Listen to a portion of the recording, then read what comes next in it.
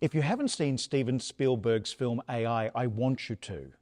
It has a bit of age on it, but it's worth the watch. It opens in the near future when couples will need permits to have children. They're only allowed one each. Families have robots, but the makers have not yet been able to get them to ape human feelings. Professor Hobby develops David, brilliantly played by Osmet, a robotic boy who is able to love. Hobby's question is, will human beings love him back? Henry and Monica's only son is in danger of death. They're selected as David's first foster parents. They don't grow to love him until their son recovers and comes home. David is then abandoned, and he spends the rest of the film trying to regain the love he has known. David is caught between being robotic and human because he develops a memory. At least he remembers what it's like to be loved by Monica. Spielberg seems to argue strongly in this film that memory is ensoulment. It makes us who we are. It gives us our spirit, our humanity, and it enables us to be who we really should be. The film's insight is important. It might be set in the future, but it's a commentary on the present debates about DNA, recreation, and cloning. We can never have a copy of someone because each person is made up of his or her memories. Memory is powerful. It's often one of the last faculties to go in a human brain.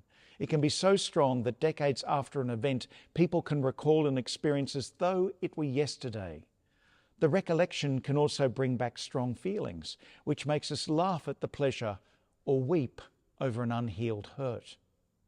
As insightful as Spielberg's theology of the human person in AI may be, it's inadequate for Christians.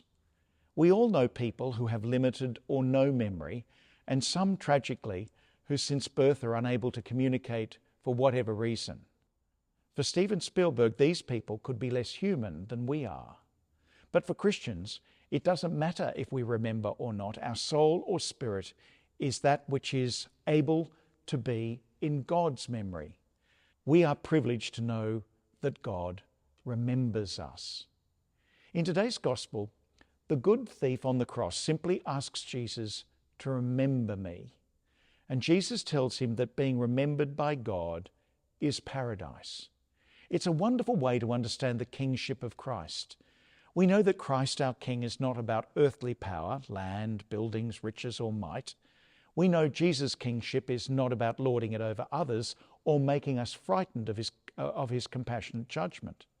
The power of Christ the King is seen in his memory, holding every person in this world close, calling each one of us by name.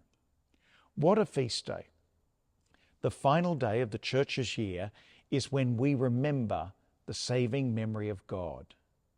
So in the Eucharist, let's join our voice with all those who long for paradise and say, Jesus, remember me when you come into your kingdom.